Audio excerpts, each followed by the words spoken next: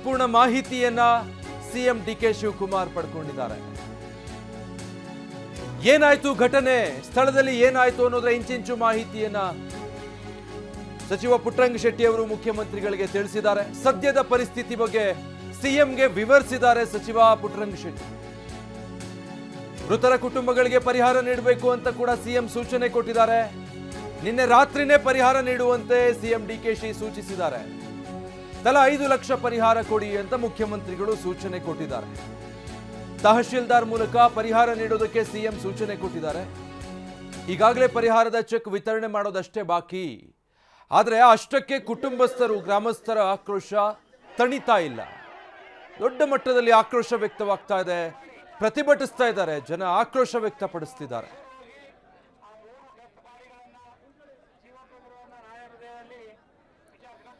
ನಿನ್ನೆ ಆಗಿದ್ದಂತಹ ಘಟನೆ ಅಂದ್ರೆ ಮೂವರು ಕಾಡಿಗೆ ಹೋಗಿದ್ರು, ಬೇಟೆ ಆಡ್ತಾ ಇದ್ರು. ಮಾಂಸ ಬೇರ್ಪಡಿಸೋ ಸಂದರ್ಭದಲ್ಲಿ ಅವರನ್ನ ಶಸ್ತ್ರಾಸ್ತ್ರಗಳನ್ನ ಕೆಳಗಿಟ್ಟು ಶರಣಾಗಿ ಅಂತ ಹೇಳಿ ಮೊದಲು ಅರಣ್ಯ ಸಿಬ್ಬಂದಿ ಅವರಿಗೆ ವಾರ್ನಿಂಗ್ ಕೊಡ್ತಾರೆ. ಆದ್ರೆ ಅಷ್ಟರಲ್ಲಿ ಅವರು ಅರಣ್ಯ ಇಲಾಖೆ ಸಿಬ್ಬಂದಿ ಕಡೆಗೇನೆ ಫೈರಿಂಗ್ ಮಾಡಿದ್ರು ಅನ್ನೋ ಕಾರಣಕ್ಕೆ ಕೌಂಟರ್ ಫೈರಿಂಗ್ ಮಾಡಲಾಗುತ್ತೆ.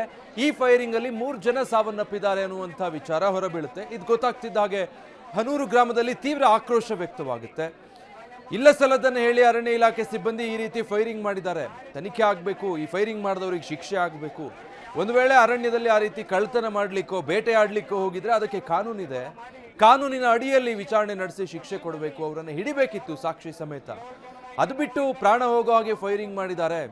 ಇದರ ವಿರುದ್ಧ ಕ್ರಮ ಆಗಬೇಕು, ಈ ಅನ್ಯಾಯಕ್ಕೆ ನ್ಯಾಯ ಸಿಗಬೇಕು ಅಂತ ಹೇಳಿ ಕುಟುಂಬಸ್ಥರು, ಗ್ರಾಮಸ್ಥರು ಎಲ್ಲ ತೀವ್ರ ಆಕ್ರೋಶ ವ್ಯಕ್ತಪಡಿಸುತ್ತಿದ್ದಾರೆ. ಈ ಕ್ಷಣದವರೆಗೂ ಕೂಡ ಆಕ್ರೋಶ ಹಾಗೆ ಮುಂದುವರಿತಾ ಇದೆ.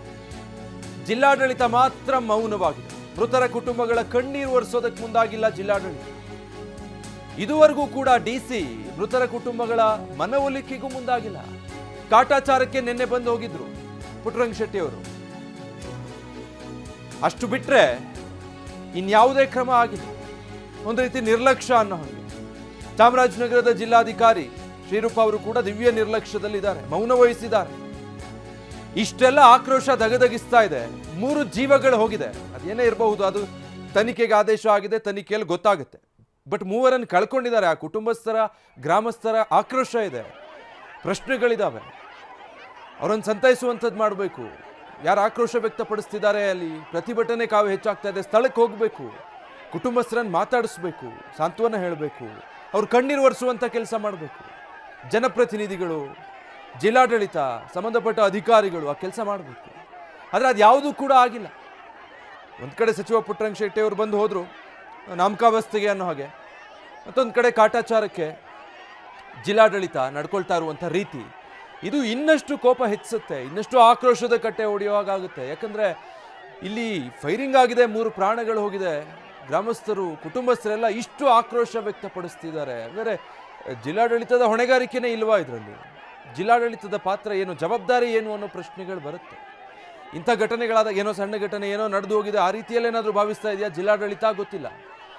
ಏನು ಸತ್ಯಾಸತ್ಯತೆ ಅನ್ನೋ ತಿಳಿಯೋದು ಒಂದು ಭಾಗ, ಅದು ತನಿಖೆಯಿಂದ ಗೊತ್ತಾಗುತ್ತೆ. ಆದರೆ ಸದ್ಯ ಪರಿಸ್ಥಿತಿಯನ್ನು ನಿಭಾಯಿಸಬೇಕಲ್ವಾ?